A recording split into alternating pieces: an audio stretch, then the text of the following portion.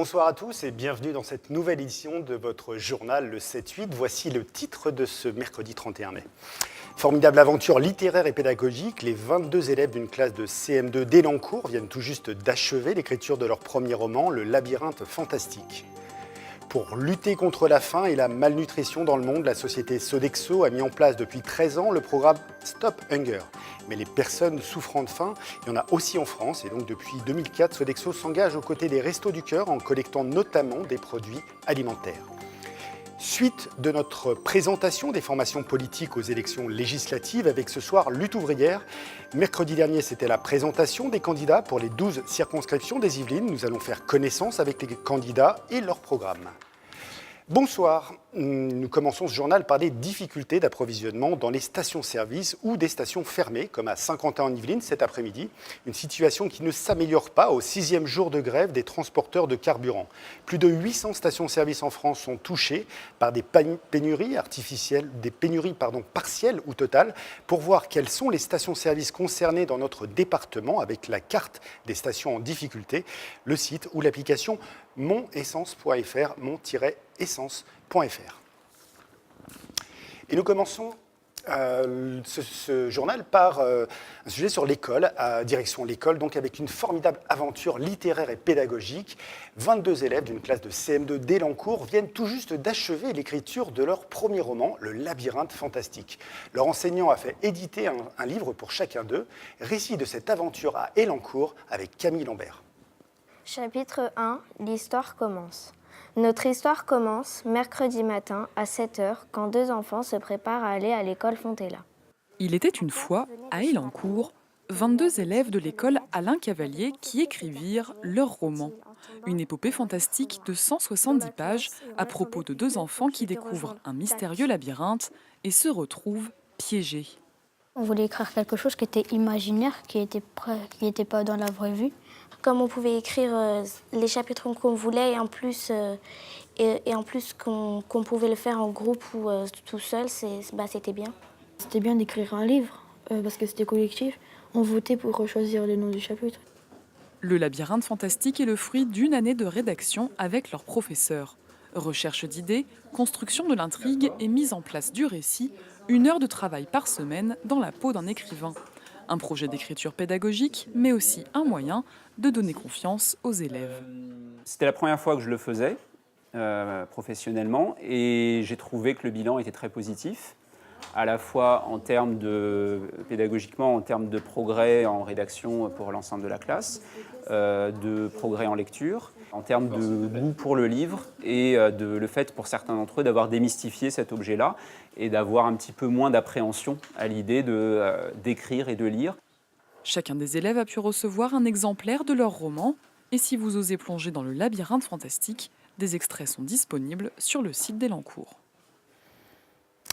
École toujours à Élancourt, avec la remise hier soir d'un coffret numérique aux élèves de CM2 lors d'une cérémonie visant à récompenser les élèves et préparer leur passage en 6e. Le maire de la ville leur a remis à chacun des 90 enfants un coffret, plateforme numérique comprenant des dictionnaires, des livres de culture générale, des romans, un soutien scolaire et un cahier de vacances. La ville est d'ailleurs régulièrement récompensée pour les efforts mis en place en matière de numérique à l'école. Solidarité maintenant pour lutter contre la faim et la malnutrition dans le monde. La société Sodexo a mis en place depuis 13 ans le programme Stop Hunger. Mais les personnes qui souffrent de faim existent aussi en France et c'est pourquoi Sodexo travaille avec les Restos du Cœur, avec des dons de repas chauds, de collecte de produits de première nécessité, mais également en formant ses bénévoles à la sécurité et à l'équilibre alimentaire. Reportage, Ousmane Vanderbey. Paris réussi pour Sodexo cette année. En 1 mois et demi, 6300 personnes ont participé à cette aventure, soit 2 fois plus qu'en 2016. Et au final, les résultats sont là. On a déjà battu un record en région. La région qui a le plus collecté de denrées cette année, elle a collecté 8,7 tonnes. C'est énorme. Mais on a aussi battu le résultat de l'année dernière, cumulé avec toutes les régions, puisque cette année, les régions ont collecté 29 tonnes, là où l'année dernière, elles en avaient collecté 26. Voilà 4 ans que l'entreprise collecte des denrées alimentaires pour les Restos du Cœur.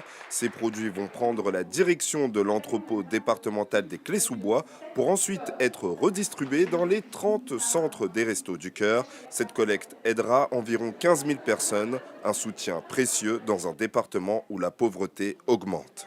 C'est un département que j'appellerais en trompe-l'œil.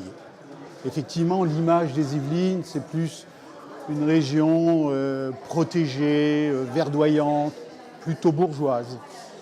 Mais néanmoins, c'est un des départements qui connaît la hausse la plus importante des bénéficiaires du RSA. Donc, c'est pour ça que c'est un département en trompe-l'œil. Il y a toute une précarité, en fait, qui est masquée. Pour finir cette journée, une chaîne humaine a été organisée entre les collaborateurs de Sodexo et les bénévoles des Restos du Cœur. La collecte permettra d'aider les personnes en difficulté pendant environ 2 mois.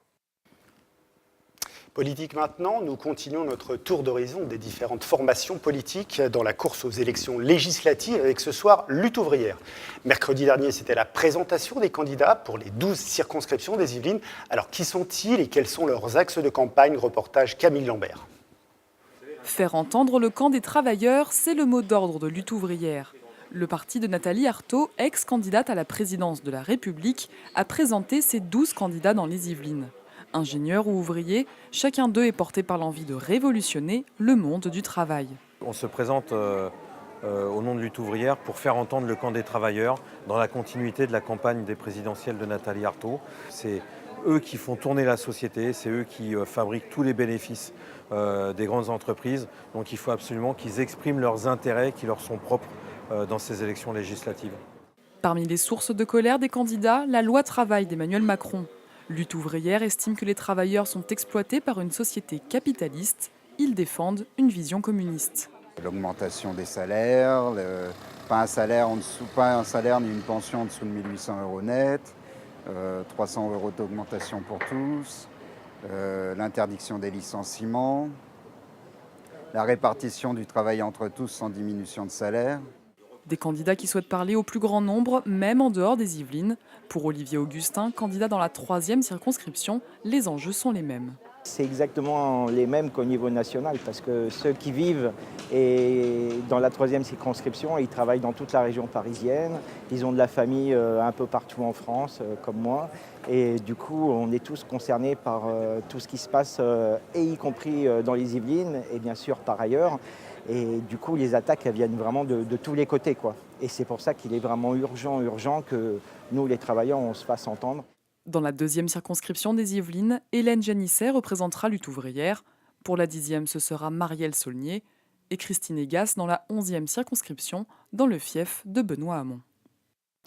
Politique toujours, la campagne législative s'accélère aussi pour les candidats de La République En Marche. Sur la 3e circonscription des Yvelines, ancrée à droite, Béatrice Piron espère devenir députée. Cette entrepreneuse de 51 ans qui se présente pour la première fois à une élection multiplie les réunions publiques pour se faire connaître, notamment auprès des habitants.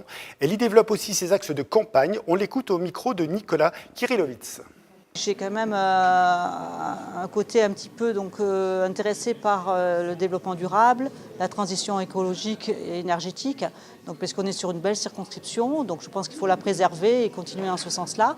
Et j'ai également un côté intéressé par tout ce qui est européen, parce que j'ai vécu à l'étranger et vu de l'extérieur, je pense qu'il est important que la France soit au sein d'un groupe européen fort et soudé, et non pas à titre unique.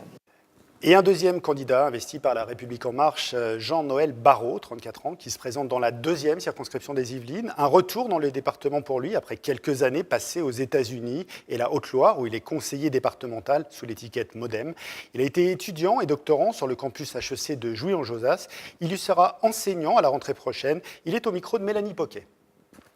Il y a 2 choses qui me plaisent beaucoup. La première, c'est la promesse d'une recomposition de la vie politique avec un rassemblement au-delà des postures partisanes qui parfois donnent lieu à des blocages ou des aberrations en matière de réglementation. Le projet que propose Emmanuel Macron, c'est de dépasser ces clivages pour apporter des solutions concrètes aux problèmes des Français. La deuxième raison, c'est la moralisation de la vie politique et l'exemplarité qui sera l'une des premières lois de ce quinquennat et que j'espère pouvoir voter si les Yvelinoises et les Yvelinois m'accordent leur confiance. Et dans l'agenda politique, dans la 10e circonscription, ce soir, un meeting d'Aurore Berger pour La République En Marche à Maurepas, dans la salle du Conseil, à 19h30. Et demain, un meeting de Jean-Claude Husson du Parti Socialiste au Perret en Yvelines, à 19h30, salle des Granges. Culture, cette journée spéciale pour les fans d'Harry Potter samedi dernier au magasin L'Armoire Gecque à Versailles. En effet, l'acteur Chris Rankin, interprète de Percy Weasley dans Harry Potter, était présent pour cette séance de dédicace. Une venue exceptionnelle et plusieurs activités étaient également proposées tout au long de la journée. Un reportage d'Osman Vanderdey et Nicolas Dandry. Oh, fetch it, will you, Percy, please? Errol? He's always doing that. Oh, look, it's our Hogwarts letters. Percy Weasley, le frère de Ron dans Harry Potter, que de souvenirs. L'acteur Chris Rankin était à l'Armoire Geek pour une séance de dédicace, un moment privilégié que les fans de la première heure ont saisi. Ça m'a fait plaisir, c'est vraiment, j'avais la larme à l'œil tellement... Dans le film, je l'aime trop, enfin, il est vraiment bien, il était décontracté, c'était vraiment bien. C'était très bizarre, c'était la première fois que je voyais un acteur qu'on reconnaît dans la rue en fait, et un acteur de Harry Potter, et il a été très gentil, c'était un peu stressant, mais c'était cool. Un moment unique pour les aficionados, ainsi que pour l'acteur qui ne connaissait pas Versailles. Pour Chris Rankin, rencontrer les fans est toujours un grand moment. It's wonderful. It's still strange. C'est merveilleux, c'est étrange, et que ça lui survivra longtemps. Je veux dire, ça fait 17, enfin 16 ans que le premier film est sorti. Ça fait toujours bizarre que les gens viennent me voir.